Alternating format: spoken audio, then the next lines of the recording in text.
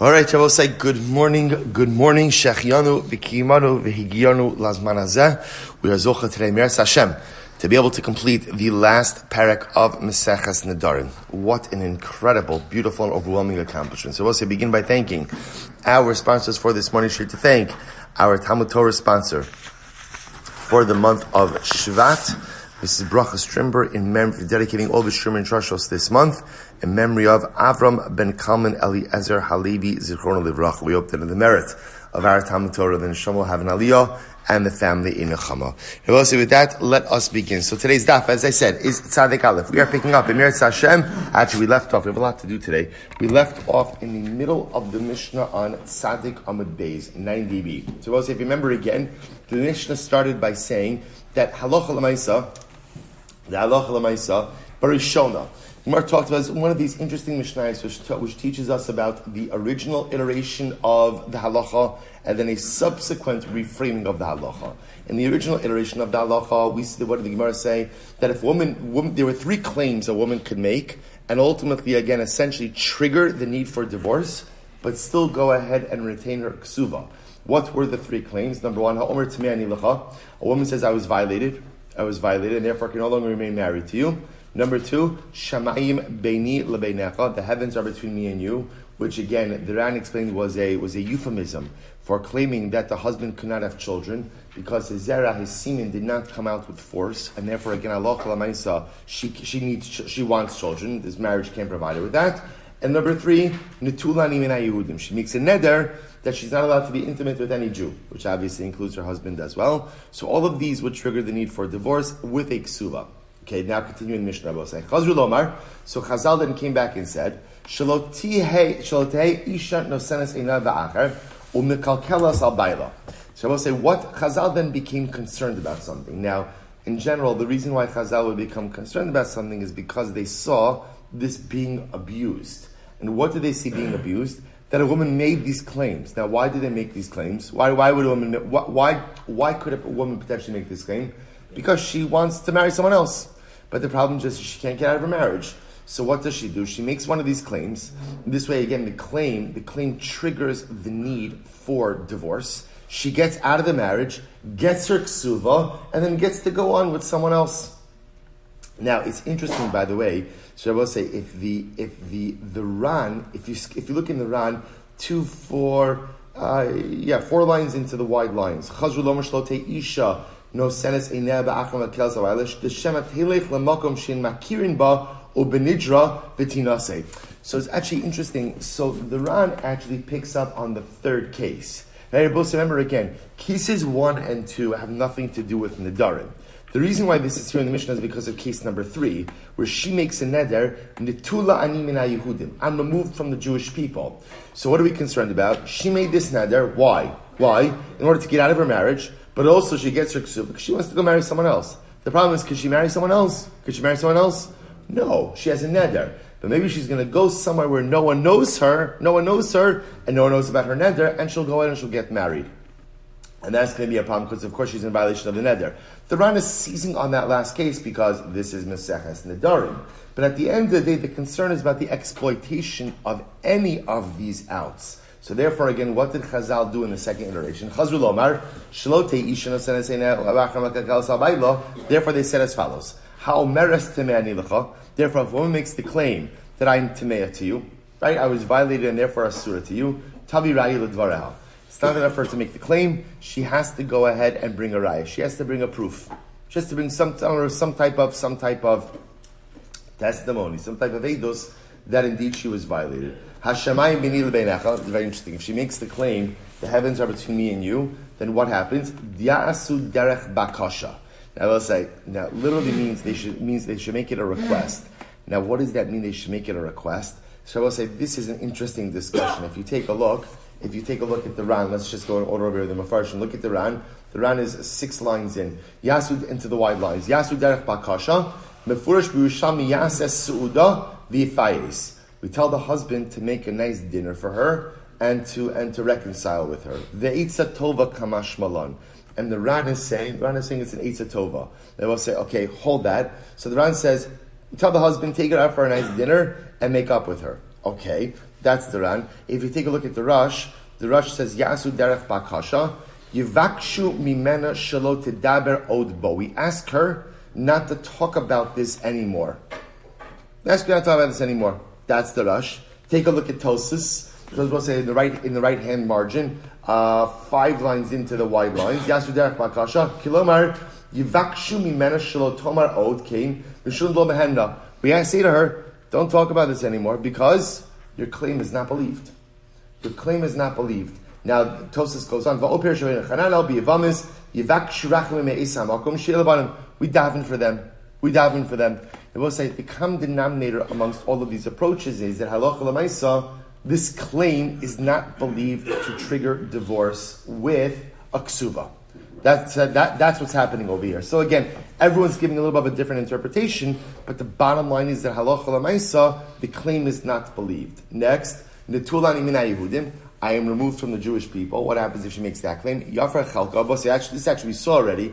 This is actually an easy fix. This obviously again is dvarim shebeino lebeina, and therefore again the husband has the ability to annul his part of the neder. Utei misham shaso, and therefore they can have relations. Utei netula minei Yehudim, and her neder stands legabe the rest of the Jewish people, which is fine. That doesn't impact the husband.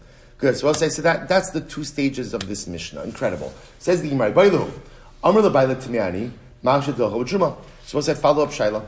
Let's say the woman Rachel's married to Reuven. So Rachel says, I was violated. Now we'll say, now remember, the Ran already kind of gave away the punchline of the Gemara, which we're going to get to.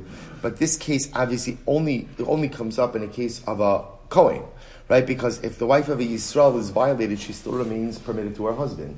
This is talking about a case of an Eishes Kohen, right? The wife of a Kohen. So now the Shaila is, so now what we've essentially established is that if a wife of a Kohen comes and says to her husband, I was violated, what do we do with that statement? What do we do with that statement? Essentially, it's meaningless unless, of course, she brings some type of edus, some type of testimony to support this claim.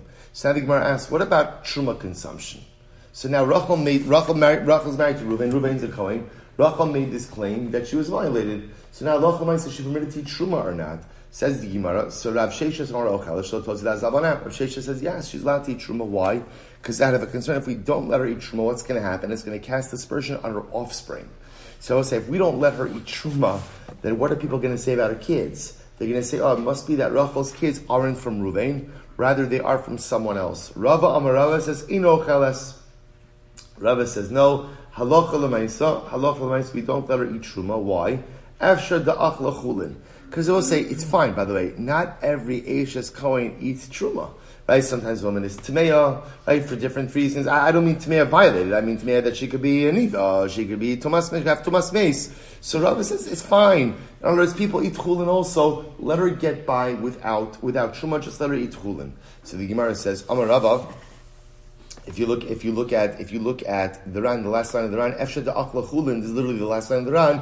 To Meimar Amri Truma Hu de Lesla. In other words, it's interesting. So what's interesting over here is Rava says, let her eat chulin. Why? Because the act of eating chulin doesn't cast aspersions on her children. Why, Rabbi say? Because if people see her eating people see her eating chulin, what will people say? They don't have truma. Or she's tamei. In other words, not tamei violated. In other words, see, here's what's interesting. Rav Sheshes feels the act of an Eishes Kohen not eating truma, by definition, is a statement. I will say it's such an interesting thing. The act of an Eishes Kohen not eating truma is a statement. Rava says not everything is a statement. I will say, by the way, isn't this an incredible thing? You see this today in contemporary society, right? It feels like we live in a time where every single thing you do is a statement. Right? You wear this color, you do this, you say this, you that. It's a statement. And that's what Rav Sheshes is saying. Rav Sheshes is saying people look at everything like a statement. So the act of an Eishes Kohen not eating truma is a statement. Rabbi says, I don't understand. Not everything is a statement. Sometimes an Eishes Kohen is not eating truma. You know why? There's no truma in the house. So ultimately, again, not every single thing has to be a statement. Incredible. So when Rava says, Umodo Rav Sheshes would agree that an Eishes Kohen should not eat truma when Shimnis Armala Sheina Ocheles. So what's very interesting? Rav Sheshes would agree that a woman who made this claim of Tameya Anilacha once her husband dies, she should not eat any more truma. Why? Because the only reason Rav Sheshes was saying she should eat truma was why? The only reason Rav Sheshes said that even though she made this claim, she should continue to eat truma was why? In order not to cast aspersions about the paternity of her children.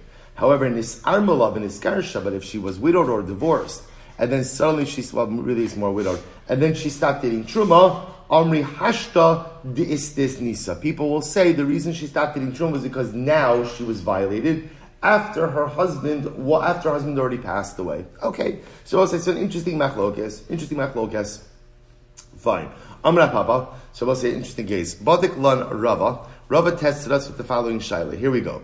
Eishes Koin Shenensa Yesh Laksuva or In Laksuva. So I'll say, so now listen to this. This is great. So Papa said that Rava, when he wanted to test the shear, he threw out the following shaila. Here's the shaila. If a wife of a Kohen was violated, does she get a ksuva or not get a ksuva? That's the shaila. So I will say, this is talking about a case over here where we know that she was, if you take a look, by the way, Rashi says it, Rashi on the left-hand side, last Rashi on the page. So Rashi says over here, Be'edim. This is talking about a case, so I will say, the Mishnah's case was where Rachel says to Reuven, her Kohen husband, I was violated. How do we know that she was violated? How do we know? Her word. So that's where there's a concern, like what's going on over here. In this case over here, the way Rashi is understanding it over here is Rav Papa. So Rav Papa is saying that Rava tests us to find Shiloh. Let's say we know that she was violated. So now we'll say, what's the halacha if the wife of a Kohen is violated? We know that she was violated. What's the halacha? They have to get divorced. So what's the Shiloh? Does she get a ksuva or not? Does she get a ksuva? So the Gemara says, Kevan da'onis lagabe Kohen kiratzon lagabe Yisrael dami. Now, this is very interesting. On one hand, we could say that from a halachic perspective, and again, listen to these words very carefully. From a halachic perspective, the violation of an Eshes Kohen is like willful adultery of the wife of a Yisrael. Now, I'll say, what does that mean?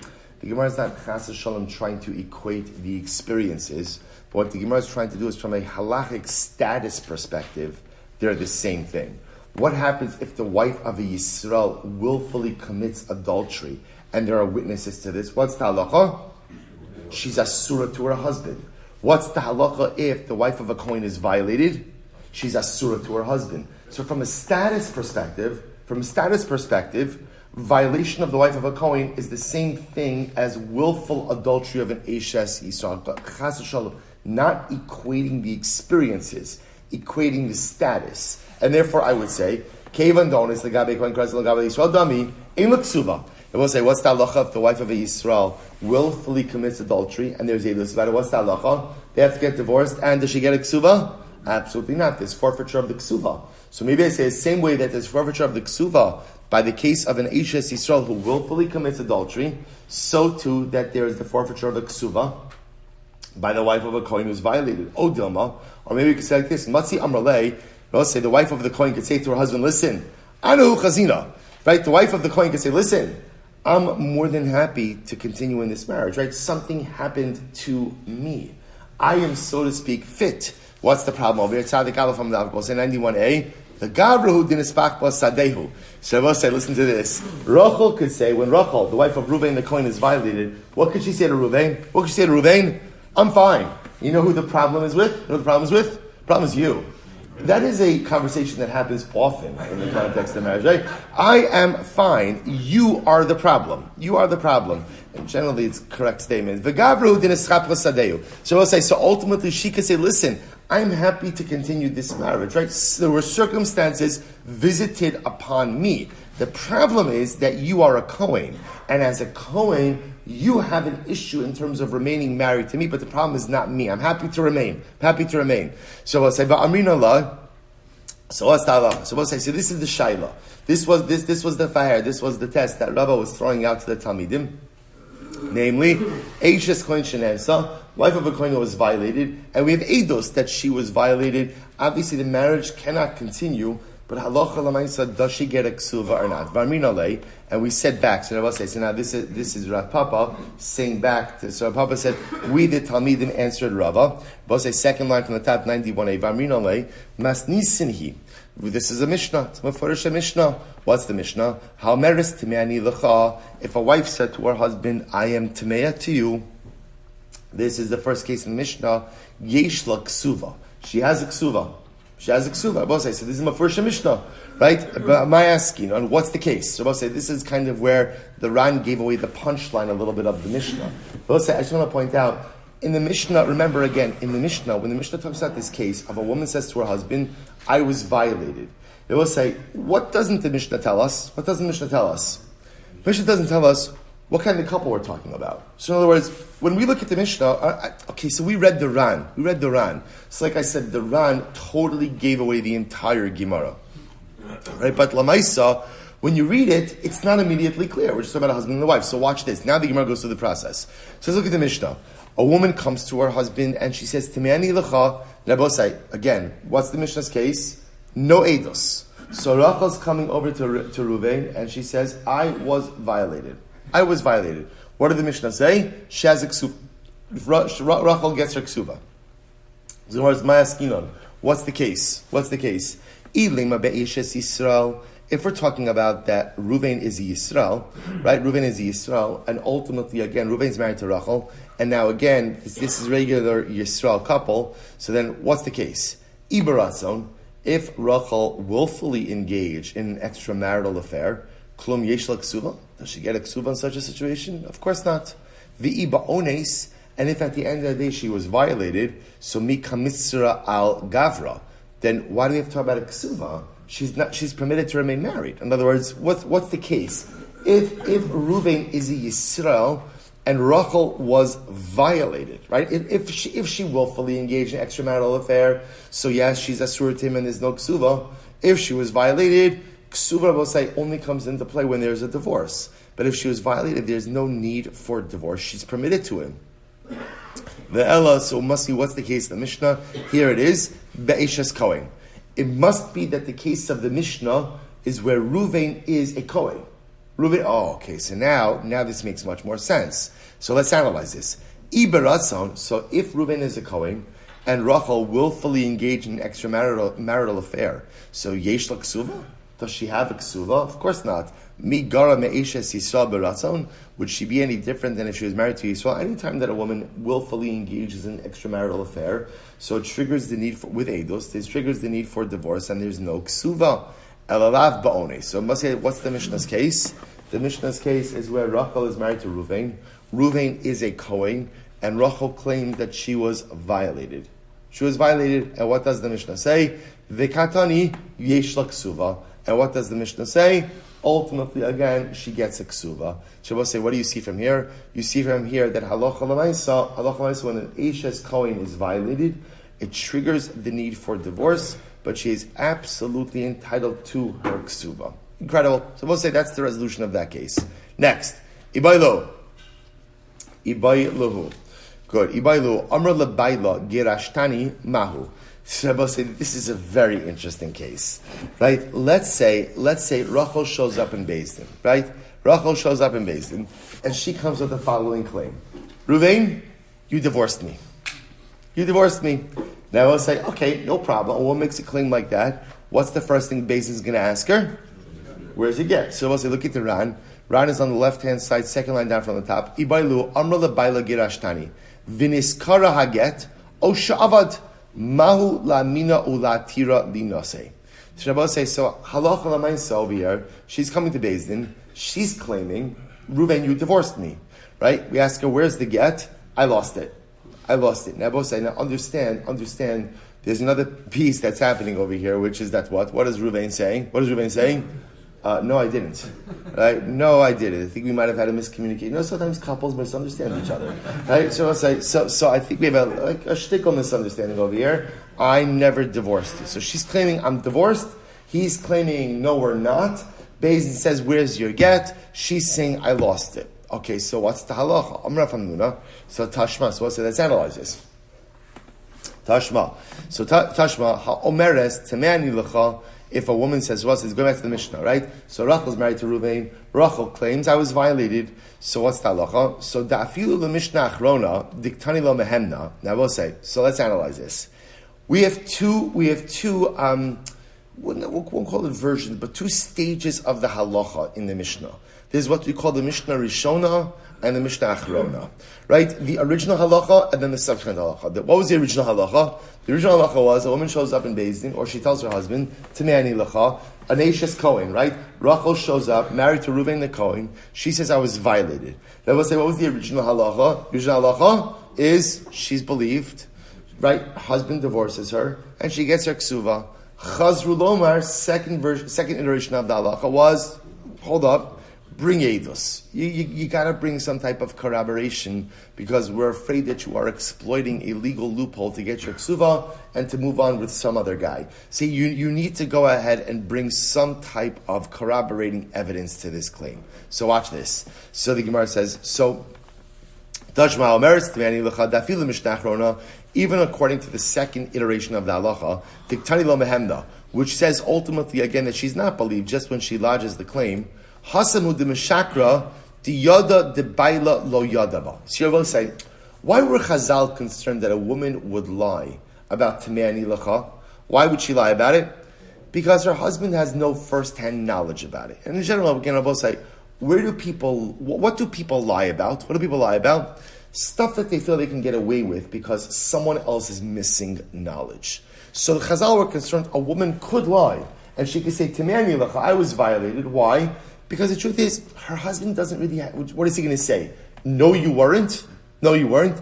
He's not with her every single moment of every single day. So therefore, again, it's possible, she could say, yeah, you weren't with me. Yeah, it did happen. It did happen. Aval gabi gerashtani, listen to this. The yadaba mehemna. But I will say, ultimately, again, when it comes to saying that she was divorced, right, she's not going to lie about that. Why? The chazaka ain't isha me'iza paneh bifnei baila. So I will say there's a chazaka. The chazaka is a woman is not going to tell a bold-faced lie right in the presence of her husband. I will say this is not unique to marriage. In general, again, we see this concept in halacha, that a person is not going to lie right to the face of someone else about a piece of information that the other could know is blatantly false. So also, you know where else we find this? We find this in the balchol, the creditor, right? That the halacha is, if I owe Reuven $100, Reuven comes and says, I owe you $100, and I say, Reuven, I owe you nothing. I owe you nothing. There's a chazaka that a borrower is not going to tell a bold-faced lie that he owes nothing in the face of his creditor. So a woman might lie. A woman might lie about being violated in order to go in and get out of a marriage. Why? Because that's a piece of information that halacha l'maisa, her husband does not know. So therefore, a person may feel comfortable lying about something that they know the other party has no first-hand knowledge about. Right, and therefore, again, However, when it comes to a get, we'll say the only way to get a get is how. The only way to get a get is how, with your husband, right, or through your husband. She's not going to make up something like that and say that he gave her a get when in fact she didn't give a get. And therefore, again, if she comes to Beis Din and she says you gave me a get, halacha l'maisa, we would believe her. We would believe her. So I'll say that's one logic. So I'm really Rava. So I'll say that's Rav Hamnuna. So Rav Hamnuna therefore says if a woman shows up in Beis Din and she says we are divorced, and Beis Din says where's your get, and she says I lost it, or again it was destroyed, even though husband is claiming I never divorced you, Rav Hamnuna says we believe her. We believe her because it would be outrageous. It would be outrageous for a woman to go ahead and tell a bold-faced lie about something like that in the presence of her husband. So Rava on the other hand disagrees. Rava says, Rava Amar Adraba. No, just the opposite. Afilu Mishnah Rishona Diktani Mehemna, even according to the first iteration of the halacha that said, if a woman says, Tmeya ani lecha, she is believed, Hasam Mishum Delo Avida Levazuye Nafsha. So this is very interesting. In the first iteration of the halacha, why is it that if a woman comes forward and says, I was violated, that she's believed? Why is that? So the Gemara says, it's very simple. A woman is not going to make something like that up. She's not going to make it up. In other words, that is such a degrading thing to say about oneself that a woman is not going to make that up. She's not going to make it up. But I will say, what's interesting is a woman won't make that up until Chazal realizes that's That what? That people were. In other words, remember again, the Mishnah, Rishona Mishnah Achrona, it's not the pshat that one day Chazal woke up and said, like some people think that one day Chazal woke up and said, how could we make people's life more difficult today? Judaism just does not impose enough strictures. What could we do to turn the screws a little bit? Some people think that that's how halacha works. Chas v'shalom, just the opposite. When you see something like this, I'll say, this is reactive. This is Chazal saw people were exploiting a system. So unfortunately, when people exploit a system, so then you have to go ahead and deal with that. But in the first iteration of halacha, when a woman said T'mei lecha, of course she's believed. Of course she's believed. Because the original version of the halacha, a person is not going to say something like that, which is so potentially personally degrading. Right? A person is not going to say something like that if it wasn't true. Aval hacha, I will say this is wild. Aval hacha, the zimnin the takef leimin gavra meiza umeiza. And I will say, when it comes to claiming that she's divorced, sometimes a woman would say that even if it's not true. Why not? I will say, look at the Ran over here. This is an incredible line.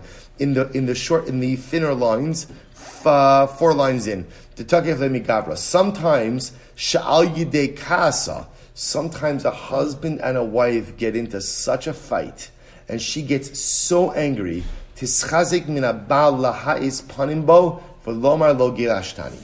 I will say it is possible that sometimes in a marriage things could get so heated, and the wife could get so angry that what could she claim?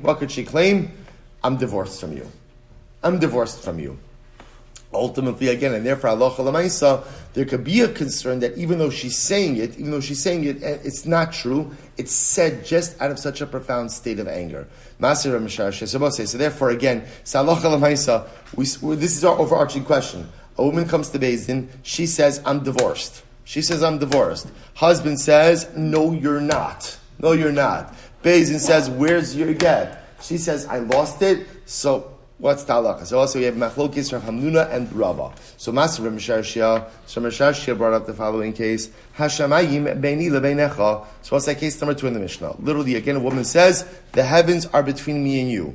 What's the case of the heavens are between me and you? This is where she's claiming she cannot become pregnant from her husband because his zera, right, his semen does not come out with force. So Master Rav Shia, Hashamayim beini lebeinecha, the Mishnah Rishona, Tiyufta derava. So I will say, so ultimately again, so in the first iteration of this halacha, so this should be a refutation of the position of Rava, to which the Gemara says, Hacha de lesla kisufa, because there's no embarrassment for her over here. No embarrassment. In other words, she's just making kind of like a metaphorical statement. The katani demehemna. And yet Rava say what? So I will say, Rava's whole chap. Remember, what did Rava say? Rava said in the first iteration of the halacha, the reason why she's believed in the case of T'mei lecha is why a person would never say something that is so embarrassing for themselves, so embarrassing, so humiliating if it wasn't true. Yet I will say, take a look at the next halakha, all right? Ultimately, again, and that's why she's believed. But yet in the second case, Hashemayim b'nei beinecha, I will say, is there any embarrassment for the woman in that case? Is there any embarrassment? No. Why is there no embarrassment? Because first of all, it's on him, but also because it's a euphemism, right? In other words, it's a euphemism that's being employed over here. Okay, so first of all, not everybody learned the Mishnah on Daf Tzadik Beis in Nedarim, so they know what that means or not. But Lamais, again, it's a euphemism. So there's no embarrassment, yet she still believed. Kasav Rava is incredible. No, Rava would hold in that case, Hasam, Kevan de lo Sagi de lo Amra, Ein Yore Kechetz, Ilo Isikidika Amra lo Amra le. Both is incredible. Rava says, oh, no. The way the Mishnah phrases the claim is Hashamayim beini ubeinecha. The heavens are between me and you. What does it mean the heavens are between me and you? What does that claim mean? That's a woman claiming ultimately what? So you have to divorce me because we can't have children, because your zera is not yore kechetz. So Rava says, you think all she has to say is the metaphor? She's got to say it. She's got to say that in Beis Din. And I will say, that's a pretty dramatic thing to say in Beis Din, right in front of a Beis Din. And that's a little bit, embarrassing for all parties involved in Beis Din. So there is kisufa. That's why Rava says she's believed, because Rava's whole chap is anything that's personally embarrassing. If a person's going to make the claim, we believe them to make the claim. Hashamayim beini lebeinecha de mishnah achrona tevet yufta de Rav Hamnuna. Rava will say the final iteration of the halacha. where she's not believed, ultimately should be a refutation. Ultimately, again, of Rav Hamnuna,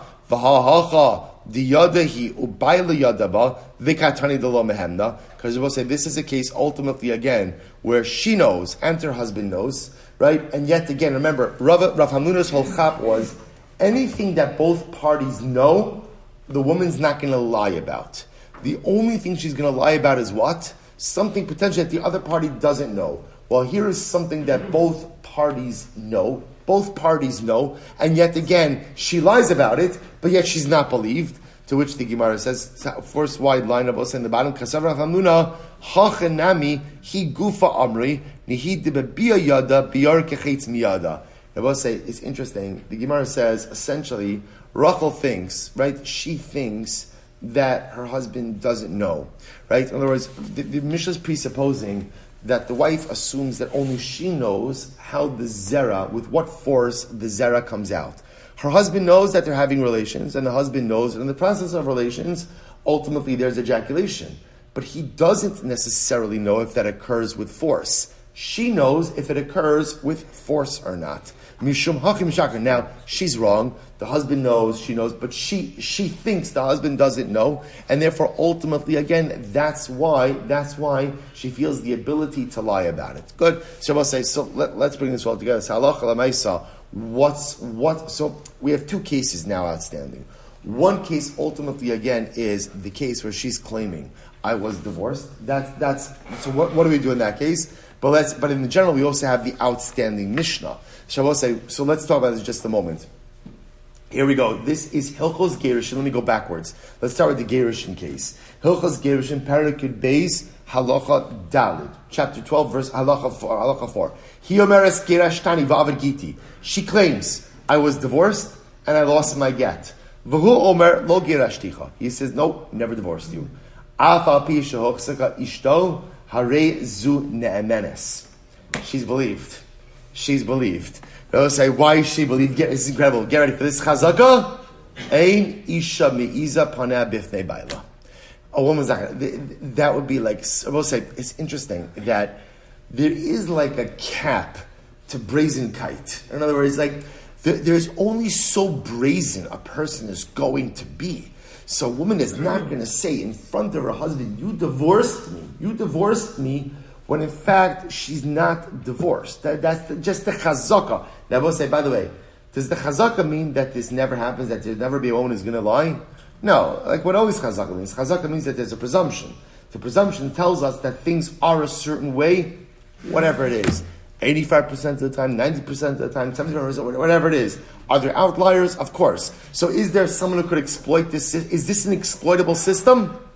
Of course. Now you can have a woman that says, I can go to Beis Din, claim that I was divorced myself, and no one will even challenge it because the chazakis woman will never be so brazen. Okay, so we'll say, but that is the halacha. The halacha is that ultimately if a woman says gerashtani, she is believed because chazaka ein isha mi'iza paneh bifnei baila. Good. Now we'll say, I will also just tell you, fine. Okay, let's go ahead. Let's finish the Masechta first, and then if we have time, we'll come back to one other halacha.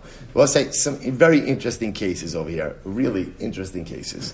Hahi isisa. Really interesting cases. Hahi isisa. Dechal yoma detashmish mekadna mashe yadei legavra.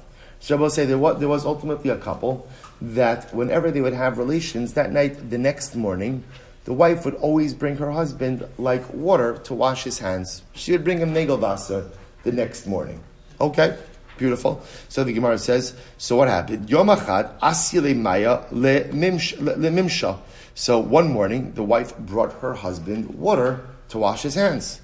Amar la, let's say last line of Amud Aleph. Amar la, hadam milsa lo havesa idna. So he says to her, that's so nice of you. You know, we didn't have relations last night, so thank you so much for bringing the water, but we didn't have relations last night, so let's listen to this. Amar le, she essentially says, well, I had relations. I had relations, right? So not exactly sure what's going on. Amrele imkain chad min hanochrim ahaluye. Guy says pretty. Not for the Shabbos table. Not for the Shabbos table, right? Let's say so. Now listen to this. So imkain chad min hanochrim ahaluye dahavu hacha idna. I ant lo dilma minhon. She says, well, look, you know what? I guess it was someone else. She's claiming, I had relations with someone last night. She says, I thought it was you, but maybe it was one of the, Ahaluye, the Ran says, the top of Amud Beis, Ahaluye nochrim mochre oel. So maybe it was one of the Gentile merchants who was around, who I guess maybe pretended that he was you. But Lamais, again, I had relations with someone. I antlo tilma minhone. And if it wasn't with you, perhaps it was one of them. So we'll say, what's the shaila? What's the shaila? So now we'll say, is she believed? Is she believed? Now once again, so let's analyze this case. Now we'll say there are two scenarios, right? If her husband is a Yisrael, then what's the impact of this case? What's the impact? None. Because I will say, again, remember, having relations with someone else by mistake, is the same thing as violation. Right? In other words, literally, if you have a case where a woman has relations with a man, thinking that the man was her husband, it turns out that it's not her husband, that's an ones case. So if she's married to a Yisrael, it's not going to be a problem. Again, but if we're talking about a Kohen situation, then this would be a problem. So let's suppose over here that the husband is a Kohen. So what's the halacha over here? Rav Nachman, this is not a problem. Rav Nachman says, no, this case sounds strange.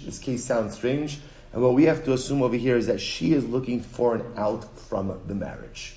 She's looking for an out from the marriage. She's making up this story that she had relations with someone in order to get out of the marriage. I will say, it's not just get out of the marriage, but she's looking to get out of the marriage with her ksuva. Her ksuva. Fine. Another case.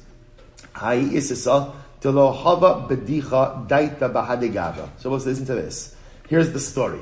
There was a woman, we'll call her, right, there was a woman who was acting in a very cantankerous fashion with her husband. She was in a very bad mood. Very bad mood. Amrle ha'idna maishna. Husband says to his wife, what's up? Right? Why you bregus? Why are you upset? Amrle me'olam lo tsa'arasan b'derech eretz ki ha'idna. She says, well, relations were very painful last night for me, so I'm in a bad mood. Amrla lo hava hada milsa idna. So he says to her, we didn't have relations last night. So Amrale, so she said, once again, I had relations last night. So Amrale, imkein halin nachrin naftuye dahabahacha idna. You know what? It must be that there are again some Gentile salesmen around. I ant lo dilma chad minhon. Maybe it was one of them. Here's one of them. So we'll say, so once again, what do we do with a claim like this? What do we do with a claim like this in terms of their marriage and ksuva?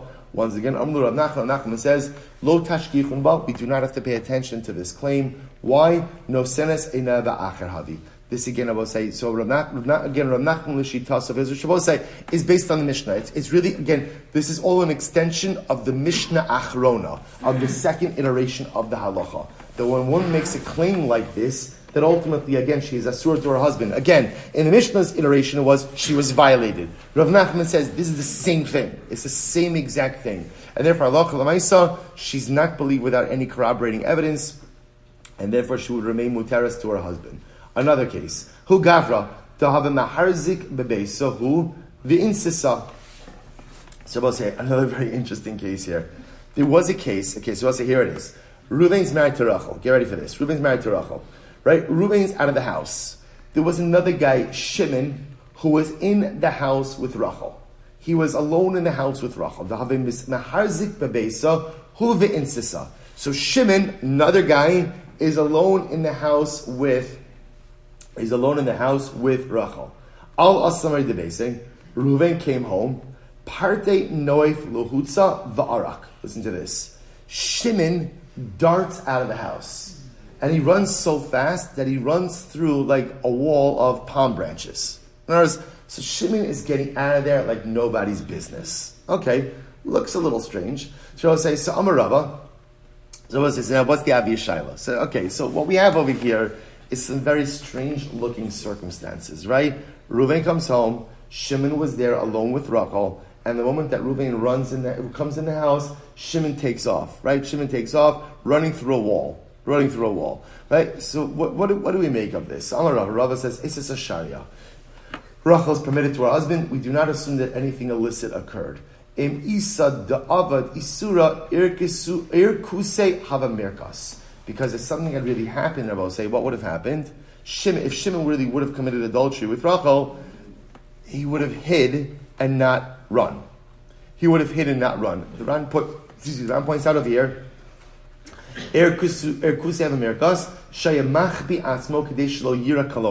Shimon is interested in people not knowing that he's an adulterer.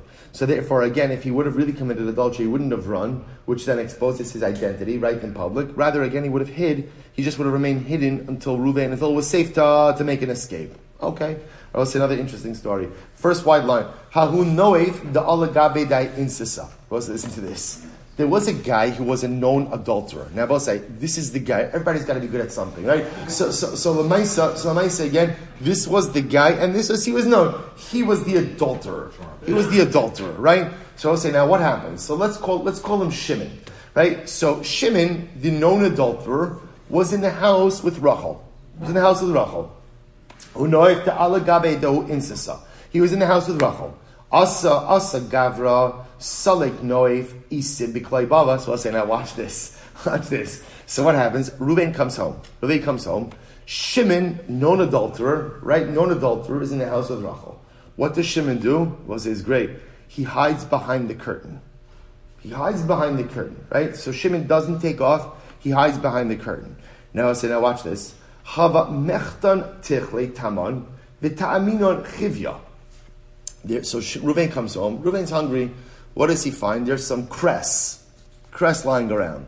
Now let's say, now it happened to be this cress. There was a snake, a venomous snake that was nibbling from the cress, and the snake had injected some of its venom into the cress.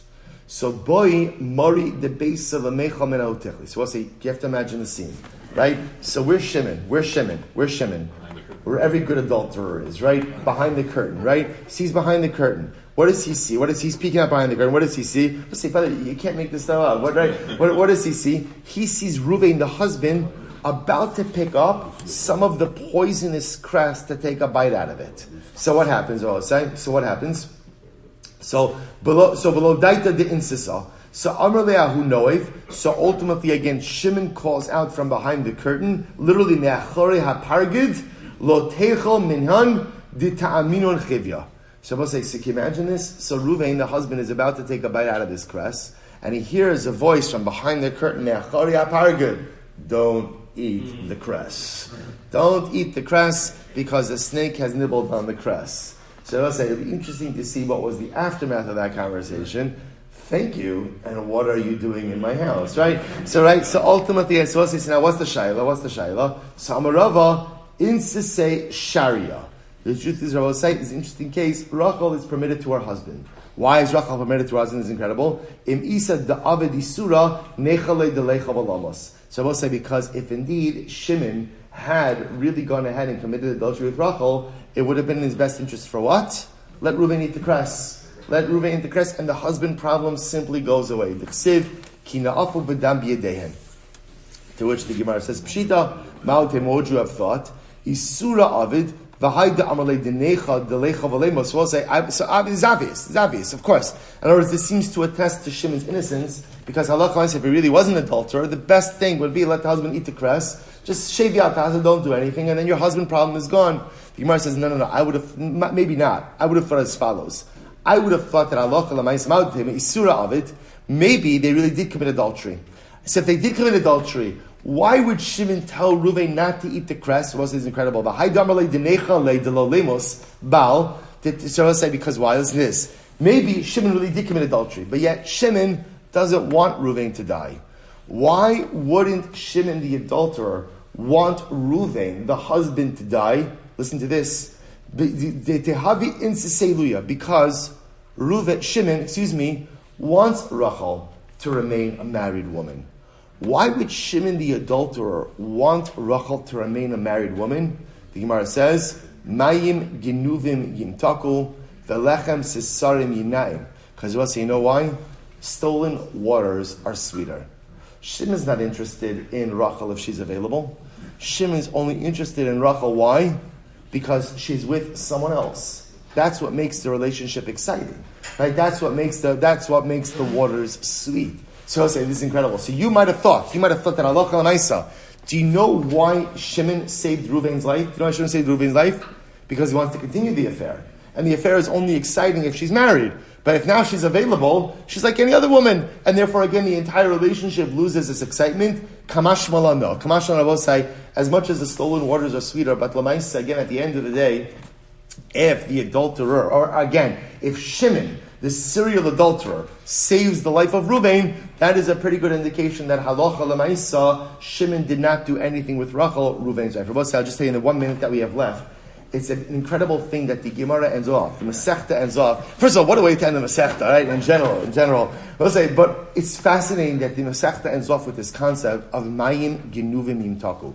We see this concept, right? Stolen waters. We'll say, this principle is the oldest principle. It's the oldest principle of all time. So we'll say, where's the first example we see of this? Adam Arishon. Adam Arishon was able to eat from anything and everything he wanted. Right? There's one thing HaKadosh Baruch Hu told him, don't eat from. The Eitz Das Tovara. The one thing. And yet, the one thing Adam Arishon couldn't resist in the entire world. You can have everything. Why? Because as Chazal tell us, stolen waters are sweeter. Or in other words, I will say, when you tell a person they can't have something, that's what they want more than anything. I will say, what's the psychology of that? The spiritual psychology that I will say is that man is made b'tselem Elokim. Man is made in the image of God. What constraints does HaKadosh Baruch Hu have upon him? What constraints? None. There's a piece of me that wants to be fully unconstrained as well. There's a piece of me that wants to be free. And it stems from a holy place. I am made, there's a spark of HaKadosh Baruch Hu in me. I am made in the image of the Ribbon Shalom. So the same way that the Ribbon Shalom is limitless and constraintless and totally free, I want that for me as well. What's the problem in life? We go about attaining that freedom in all the wrong ways. We think that we attain freedom by breaking down barriers, by saying that things that are prohibited should become permitted. That's the mind. We break down. The quest for freedom is beautiful. The quest for freedom is incredible because it stems from my God-like image. My God has absolute freedom, no constraints. And I want that as well, but we look for that freedom and all the wrong ways. This is a psychology of sin. Sin makes absolutely no sense. You take out your ledger paper, you make 2 columns, pros and cons. I will say, which column always wins? Wow, that is an absolutely scary, deafening silence. Okay, allow me to provide a little bit of chinuch, right? So I will say, the cons list always wins. Why? For the simple reason, by the way, for the simple reason I will say that whatever you're going to get out of sin is limited and temporal. The cons, right, the fallout could be eternal. The fallout could literally be eternal. So the cons always win. So why do we sin? Why do we sin if it makes absolutely no sense? Because I want freedom. But I will say, where does real freedom come from? So I will say, real freedom comes from Mishnah Pirkei Avos. Mishnah is in Parak Vav, Halacha Hey. Sorry, Mishnah Hey. She'ein lecha ben chorin, ela misha osek b'Torah. You want freedom? Freedom comes from this. Freedom comes from Torah. Because when you learn, learning allows you to engage in a self-transcendent experience. Learning allows you to discover the most incredible parts of yourself. Learning allows you to overcome your base instincts. Learning allows you to overcome your animalistic drives. Learning allows you to become something bigger and better than anything you ever could. People like to find freedom in the stolen waters. Mayim genuvim yimtaku. But we find freedom in Maseches Nedarim. We find freedom in Torah. We find freedom to self-actualize in our beautiful Torah Kedosha. So I will say, Mazel Tov on completing Maseches Nedarim. In Yirtzeh Hashem tomorrow, the journey continues with Maseches Nazir. May we Zocha Yirtzeh Hashem to find freedom together for many years to come.